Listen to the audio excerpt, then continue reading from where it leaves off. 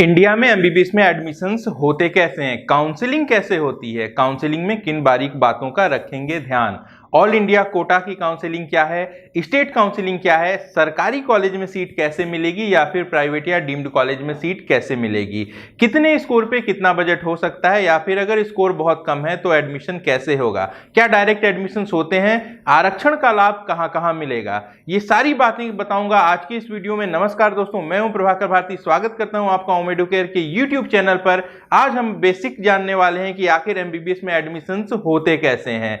पहले की अगर बात करूं तो एआईपीएमटी का एग्जाम हुआ करता था, कई स्टेट लेवल पर भी एग्जाम्स होते थे और कुछ डीम्ड यूनिवर्सिटीज थी जो अपना एग्जाम कराया करती थी। नीट के आने के बाद से एक कॉमन एग्जाम हो गया, लेकिन इसके साथ साथ एम्स जो संस्थान है वो अपना एक एंट्रेंस लिया करता था और जिपमर जो है पौंडीचेरी में उनका भी अपना एंट्रेंस होता था। लेकिन एनएमसी बिल 2019 के इंप्लीमेंटेशन के बाद से नीट 2020 में पहली बार ऐसा हो रहा है जब हमारे देश में उपलब्ध 542 कॉलेज की 80,055 सीटों पर सिर्फ एक एंट्रेंस एग्जाम होगा जो कि नीट है और इसी के माध्यम से सारे के सारे एडमिशंस होंगे। काउंसलिंग के बारे में आपको बता दूं कि काउंसलिंग ही एकमात्र प्रोसेस है जिससे एमबीबीएस में एडमिशन मिल सकता है। जी हां, मैं रिपीट कर देता हूं कि एमबीबीएस में एडमिशन सिर्फ और सिर्फ काउंसलिंग के बेसिस पर ही होता है, कोई डायरेक्ट एडमिशन एमबीबीएस में नहीं होता। एमबीबीएस के साथ साथ बीडीएस जो और आयुष कोर्सेज जो हैं उनके एडमिशन भी नीट के स्कोर पर ही होगा, इस बात का बिल्कुल ध्यान रखेंगे। काउंसलिंग की अगर बात करूं तो मुख्य तौर से दो तरीके की काउंसलिंग होती है, एक सेंट्रल काउंसलिंग होती है और दूसरी स्टेट काउंसलिंग होती है। सबसे पहले बात कर लेते हैं सेंट्रल काउंसलिंग के बारे में। सेंट्रल काउंसलिंग में सबसे पहले ऑल इंडिया कोटा आता है जिसमें 15% सरकारी सीटें होती हैं। कौन से कॉलेजेस की? जम्मू कश्मीर को छोड़ के हमारे देश में जितने भी राज्य हैं उनमें जितने भी सरकारी कॉलेज हैं उनकी कुल सीटों का 15% जो है वो ऑल इंडिया कोटे में होता है। इसके लिए सारे के सारे स्टूडेंट जो हैं वो एलिजिबल होते हैं जम्मू कश्मीर को छोड़कर। ऑल इंडिया कोटे के अलावा सेंट्रल काउंसलिंग से ही प्राइवेट डीम्ड यूनिवर्सिटीज की काउंसलिंग होती है। वर्तमान में हमारे देश में 45 डीम्ड यूनिवर्सिटीज हैं जिनमें लगभग 8,000 सीटें हैं। ये 100% सीटें जो हैं वो सेंट्रल गवर्नमेंट के पास होती हैं और काउंसलिंग के थ्रू स्टूडेंट को अलॉट होती हैं। इसके अलावा एम्स के जितने भी कॉलेजेस हैं सबकी सीटें और जिपमर के दोनों कॉलेज की सीटें सेंट्रल काउंसलिंग से ही मिलेंगी। कुछ सेंट्रल यूनिवर्सिटीज हैं जैसे बीएचयू और एएमयू, इनकी काउंसलिंग भी यहीं से होगी। इसके अलावा एएफएमसी है या फिर ईएसआईसी के जो कॉलेजेस हैं इनकी काउंसलिंग भी सेंट्रल काउंसलिंग से होती है। वेबसाइट आपको बता रहा हूं www.mcc.nic.in, इसी वेबसाइट पे जाके आपको रजिस्टर करना होता है सबसे पहले,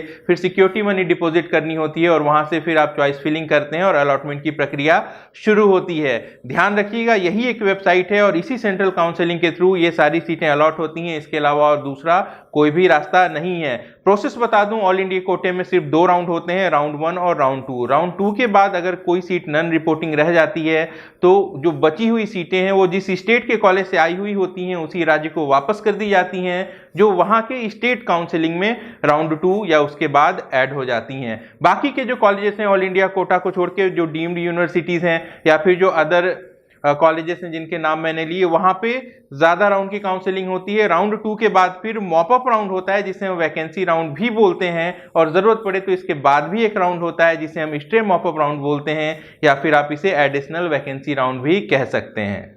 आइए अब जान लेते हैं स्टेट काउंसलिंग के बारे में। जम्मू कश्मीर राज्य की अगर बात करें तो ये ऑल इंडिया कोटे में पार्टिसिपेट नहीं करता है, इसीलिए जम्मू कश्मीर में 100% सरकारी सीटें और 100% प्राइवेट की जो सीटें हैं वहां के लिए सिर्फ जम्मू कश्मीर के ही स्टूडेंट एलिजिबल हैं, कोई भी बाहरी वहां पे एलिजिबल नहीं है। हालांकि जम्मू कश्मीर के जो स्टूडेंट हैं वो स्टेट काउंसलिंग के प्राइवेट सीटों के लिए और डीम्ड यूनिवर्सिटीज के लिए पूरे देश भर में जहां जहां ओपन स्टेट्स हैं वहां अप्लाई कर सकते हैं। दूसरी स्टेट से अगर आप बिलोंग करते हैं तो आपके राज्य की 85% सीटें जो सरकारी कॉलेज की हैं, 15% सीटें ऑल इंडिया कोटे में चली गई हैं। उसके बाद जो बची हुई 85% सरकारी सीटें हैं वो राज्य सरकार काउंसलिंग के थ्रू नीट के स्कोर के बेसिस पर अलॉट करती है। इसके अलावा उस राज्य में जितने भी प्राइवेट कॉलेज हैं उनमें 100% सीटें जो हैं उनकी काउंसलिंग भी वही राज्य सरकार कराती है। राज्य में अगर कोई डीम्ड कॉलेज है तो उसकी काउंसलिंग एमसीसी कराएगी। थोड़ी देर पहले मैंने आपको ये बात बताई थी। यानी कि आप अपने राज्य की 85% 100% सीटों पर फाइट करेंगे सरकारी सीट के लिए और 100% प्राइवेट सीट के लिए। इसके अलावा कई सारे ऐसे भी राज्य हैं जो आउटसाइडर को अलाउ करते हैं, आप वहां पे भी अप्लाई कर सकते हैं सिर्फ और सिर्फ प्राइवेट सीट के लिए। जी हाँ, तो सरकारी कॉलेज में अगर सीट लेनी है तो इसके लिए आपके पास क्या ऑप्शंस हैं? सबसे पहले 15% ऑल इंडिया कोटा है, उसके बाद आपके स्टेट की 85% सीटें हैं। इसके अलावा जो सेंट्रल यूनिवर्सिटीज हैं वो हैं एम्स है, जिपमर है, बस यही सारे ऑप्शंस हैं जहां से आपको सरकारी सीटें मिल सकती हैं। कई बार ऐसे कंफ्यूजन्स मैंने देखे हैं कि लोग समझते हैं कि मॉप अप राउंड में किसी दूसरे राज्य में सरकारी सीटों के लिए क्लेम कर सकते हैं, ऐसा बिल्कुल भी नहीं होता, इस बात को आप ध्यान रखेंगे। एक और बात ध्यान देने वाली है, कम स्कोर पे सरकारी सीट दिलाने का दावा कई बार आप तक पहुंच सकता है एसएमएस या फोन कॉल के माध्यम से। आपको जरा सा सावधान रहना है। सरकारी कॉलेजेस में एडमिशन प्योरली मेरिट पर होते हैं। अगर आपके नंबर कॉम्पिटिटिव हैं, अगर आप कट ऑफ के बहुत करीब भी रह गए हैं तो आपको मॉपअप या स्टे मॉपअप राउंड में जरूर मौका मिल सकता है। इसके अलावा ऐसा कोई भी लीगल रास्ता नहीं है कि आपको कम स्कोर पे सरकारी कॉलेज की सीट मिलेगी। बात कर लेते हैं आरक्षण की। जी हाँ, रिजर्वेशन। अगर किसी कैटेगरी से बिलोंग करते हैं तो इसका फायदा उठा सकते हैं ऑल इंडिया कोटे में या फिर आपके होम स्टेट में। ऑल इंडिया कोटे, होम स्टेट के अलावा जो सेंट्रल यूनिवर्सिटीज हैं वहां पे भी आपको बेनिफिट मिल सकता है। ध्यान रखेंगे, किसी अदर स्टेट में अगर अप्लाई करते हैं तो वहां के प्राइवेट कॉलेज के लिए आपको रिजर्वेशन का कोई भी बेनिफिट नहीं मिलेगा। जो प्राइवेट डीम्ड यूनिवर्सिटीज हैं वहां पर भी किसी तरीके का कैटेगरी बेनिफिट नहीं मिलता। आइए देख लेते हैं कि आखिर कितने पैसे खर्च करने होते हैं एमबीबीएस की इस पढ़ाई पर। अगर सरकारी कॉलेज में एडमिशन ले पाते हैं, नीट का स्कोर 550 560 से भी ज्यादा चाहिए, सरकारी कॉलेज की अगर सीट मिलती है तो ऐसे में जो बजट होगा वो 10-15 हजार 20 हजार, किसी किसी कॉलेज में 1 से 2 लाख रुपए तक भी है। कुल मिला के देखा जाए तो काफी कम खर्च में आप एमबीबीएस की पढ़ाई कर पाएंगे। अगर प्राइवेट कॉलेज में पढ़ाई करते हैं तो आज जो आपका बजट है वो 40 लाख रुपए टोटल से लेके 1.25 करोड़ रुपए तक भी हो सकता है। एनआरआई की जो सीटें हैं वो सबसे ज्यादा महंगी होती हैं। वहीं अगर डीम्ड यूनिवर्सिटी जो है प्राइवेट की, उनकी बात करते हैं तो जो मिनिमम फीस थी 2019 में वो 11,15,000 रुपए पर ईयर की थी और जो मैक्सिमम थी वो 25 लाख रुपीस पर ईयर की थी। एवरेज फीस बता दूं 15 से 16 लाख रुपए डीम्ड यूनिवर्सिटीज की एवरेज फीस है। वीडियो में अब जान लेते हैं कि अगर नीट में स्कोर कम है फिर भी एडमिशन चाहिए तो आपके लिए क्या संभावनाएं हैं। सरकारी कॉलेज की संभावना बिल्कुल भी नहीं है, प्राइवेट कॉलेजेस मिल सकते हैं, डीम्ड यूनिवर्सिटीज मिल सकती हैं। डीम्ड की अगर बात करें तो डीम्ड यूनिवर्सिटीज में 2 कोटा होता है। एक मैनेजमेंट कोटा होता है जो लगभग उनकी 85% सीट होती हैं वो मैनेजमेंट कोटे में होती हैं, और दूसरा एनआरआई कोटा होता है। बची हुई जो 15% सीट हैं वो एनआरआई कोटे में होती हैं। इसके अलावा और कोई भी कोटा डीम्ड यूनिवर्सिटीज में नहीं होता। पूरी की पूरी सीट पे एडमिशन काउंसलिंग के थ्रू ही होता है। लेकिन जो स्टे मॉपअप राउंड होता है, यानी कि राउंड 3 मॉपअप होता है, उसके बाद भी जो सीटें खाली रह जाती हैं वो स्टे मॉपअप राउंड में जाती हैं। और स्टे मॉपअप राउंड जो होता है वो इंस्टीट्यूशनल होता है डीम्ड का, यानी कि जो बची हुई सीटें हैं वो उस कॉलेज को दे दी जाती हैं जिसपे कॉलेज अपने इंस्टीट्यूशंस में काउंसलिंग कराता है और सीटें अलॉट करता है। ऐसे समय में एनआरआई की बची हुई सीटें जो हैं वो कन्वर्ट हो जाती हैं और कम फीस पर भी मिलती हैं। लेकिन 1 से 2 दिन का वक्त होता है स्टे मॉपअप राउंड के लिए। आपके लिए एक चुनौती भरा काम होता है कि कौन से कॉलेज में अगर फिजिकली आप पहुंचते हैं तो वहां पे एडमिशन मिल पाएगा। ये जो इंस्टीट्यूशनल राउंड है यहाँ पे फिजिकल प्रेजेंस जरूरी होती है। तो इस तरीके से अगर स्कोर कम है तो आप स्टे मॉपअप राउंड में डीम्ड की सीट पिक कर सकते हैं।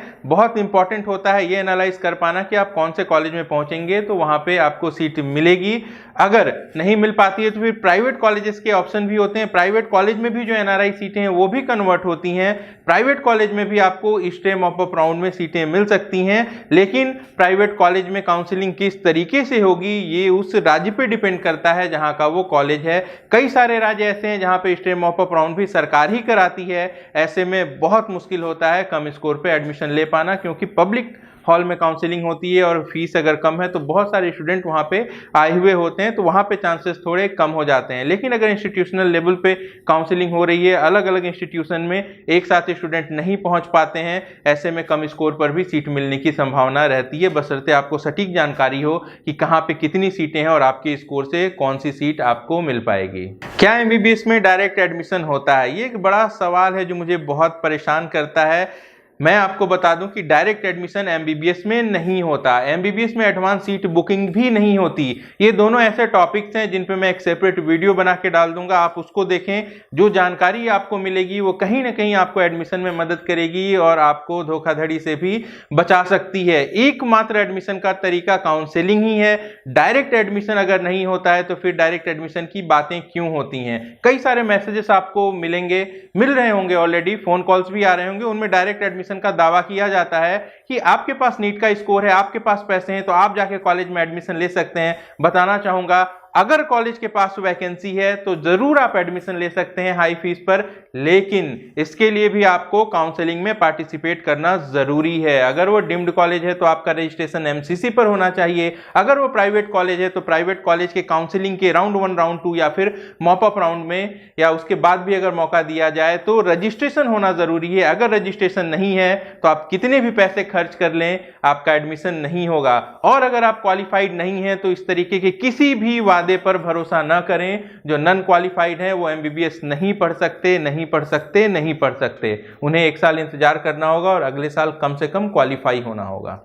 वीडियो के अंतिम हिस्से में कुछ आपको टिप्स बता देता हूं जो आपको मदद करेंगी प्राइवेट और डीम्ड कॉलेज की सीट ऑब्टेन करने में।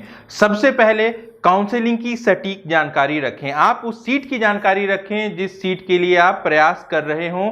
वो सीट किस तरीके से आपके पास आएगी, इसकी प्रॉपर प्लानिंग होनी चाहिए। अपना मैक्सिमम बजट जो है वो अच्छे से कैलकुलेट करके रखें और उसके हिसाब से ही आप कॉलेजेस का चुनाव करें। मल्टीपल स्टेट की काउंसलिंग करें। जी हाँ, जितने ज़्यादा स्टेट की आप काउंसलिंग करेंगे उतनी ज़्यादा प्रोबेबिलिटी बढ़ेगी कि आपको सीट मिल सकती है। एक बात का ध्यान रखना है कि जब आप मल्टीपल स्टेट की काउंसलिंग कर रहे होंगे तो इनके बीच में बैलेंस बनाना बहुत ज़्यादा ज़रूरी है, क्योंकि ज़्यादातर स्टेट में आपका सिक्योरिटी डिपॉजिट भी दांव पर होता है। फीस का जो आप टोटल बजट रखेंगे उसके अलावा सिक्योरिटी डिपॉजिट की भी अरेंजमेंट रखें। 6 से 8 लाख रुपए जो है आपके सिक्योरिटी डिपॉजिट में लग सकते हैं, जिनके वापस आने में 5 से 6 महीने का समय लग सकता है। इसके अलावा चॉइस फिलिंग में सावधानी बरतेंगे। कॉलेज की डिटेल्ड फीस जानकर रखें। ओवरऑल एक्सपेंस जो है कॉलेज का जानकर रखें। कई बार हिडन फीस होती है, ऐसे में जानकारी आपके लिए बहुत ज्यादा जरूरी है, क्योंकि एक बार गलत चॉइस फिलिंग हो गई तो 1 से 2 लाख रुपए का जो सिक्योरिटी डिपॉजिट है वो जब्त हो जाएगा अगर आप सीट अलॉटमेंट के बाद छोड़ते हैं। इसके अलावा कॉलेज किस क्वालिटी का है ये भी ध्यान रखें। इंटरनेट पे कॉलेज का जो फोटो है कई बार बहुत ही ज्यादा आकर्षक डाला जाता है, हकीकत परे होती है। हॉस्टल्स की दिक्कत हो सकती है वहां पे, तो ये जो बेसिक नीड्स होती हैं पढ़ाई करने के दौरान हॉस्टल की या फैसिलिटीज की, इनकी जानकारी भी जरूर रखें। सर्विस बॉन्ड और अगर बैंक गारंटी हो तो इसकी जानकारी भी रखें। कहीं ऐसा ना हो कि ये सरप्राइज आपको अलॉटमेंट के बाद मिले और इसकी कीमत आपको चुकानी पड़े। इसके अलावा कट ऑफ ट्रेंड्स को फॉलो ना करें। जी हाँ, कट ऑफ ट्रेंड को देखकर अंदाजा लगाना मुश्किल होता है, क्योंकि हर साल का जो कट ऑफ होता है वो उस साल की सिचुएशन पर डिपेंड करता है। तो कट ऑफ को फॉलो करें, ऐसा ना है कि बिल्कुल ना करें, लेकिन साथ साथ जो परिस्थितियां हैं उनसे कोरिलेट करके ही करें। और सावधान रहें फ्रॉड से। जी हाँ, बहुत सारे प्रॉमिसेस मिलेंगे, बड़े बड़े कॉलेजेस से मिलेंगे बहुत कम बजट में, लेकिन आपको क्या करना है, आपको काउंसलिंग की टेक्निकल जानकारी रखनी है। आपको समझना है कि कौन सी चीजें संभव हैं, कौन सी चीजें संभव नहीं है। खुद पे भरोसा करें, आपकी जो जानकारी है वही आपको सही रास्ता दिखाएगी। आप अगर अच्छे से सारी नॉलेज लेकर रखेंगे तो मैं जो बोल रहा हूं या फिर कोई और भी आपको जो कुछ भी बता रहा है आप उसको कोरिलेट कर पाएंगे। ऐसे में आपका एडमिशन बहुत ज्यादा आसान हो जाएगा। काउंसलिंग में आप चाहें तो किसी एक्सपर्ट की सलाह भी ले सकते हैं, एक्सपीरियंस भी काम आते हैं। ऐसे में एक अच्छा काउंसलर आपको एक अच्छा कॉलेज भी दिला सकता है और आपके पैसे भी बचा सकता है। मेरा ये मानना है कि 50-60 लाख रुपए या इससे ज्यादा पैसे खर्च करने की आप सोच रहे हैं तो एक छोटा सा हिस्सा काउंसलिंग सर्विस पे दिया जा सकता है, बशर्ते आप सही काउंसलर का चुनाव करें। मुझ पे भरोसा कर सकें तो हमारी भी सर्विसेज हैं पेड काउंसलिंग की। अप्लाई करना चाहते हैं तो हमारी वेबसाइट www.omeducare.in पे आप लॉगिन कर सकते हैं, या फिर इस वीडियो के डिस्क्रिप्शन में एक फॉर्म है, उस फॉर्म को फिलअप कर दें। हमारी टीम आपसे संपर्क करेगी, डिस्कशंस होंगे, आपकी नीड को हम लोग जानेंगे और उसके बाद आपको बेस्ट सजेस्ट करेंगे कि क्या संभावनाएं हैं और आपके स्कोर के बेसिस पे आपको कहां कहां कहां पे कॉलेजेस मिल सकते हैं। अगले वीडियो में मैं आपको बताऊंगा कि आखिर ऐसे कौन कौन से स्टेट हैं जो कि ओपन हैं, जहां पे आप प्राइवेट कॉलेज की सीट्स के लिए अप्लाई कर सकते हैं। इसके अलावा अगर सटीक बजट चाहते हैं कि किस स्कोर पे कितना बजट हो सकता है, तो इस पे मैं पहले ही एक वीडियो बना चुका हूं, लिंक आपको इस वीडियो के अंत में या फिर वीडियो के डिस्क्रिप्शन में मिल जाएगा। और आपको क्या करना है, आपको सब्सक्राइब करना है हमारे चैनल को, क्योंकि इसी चैनल पे आपको मिलेंगी स्टेट वाइज जानकारी, एक्सपेक्टेड कट ऑफ की जानकारी या फिर डिटेल्ड में एनालिसिस किसी भी काउंसलिंग की। आप वीडियो को लाइक जरूर करें, आप लाइक करते हैं तो इससे हमारा हौसला बढ़ता है। बहुत जल्द मिलता हूं नई वीडियो में नई जानकारी के साथ। आप अपना और अपनों का अच्छे से ख्याल रखें। नमस्कार, जय हिंद।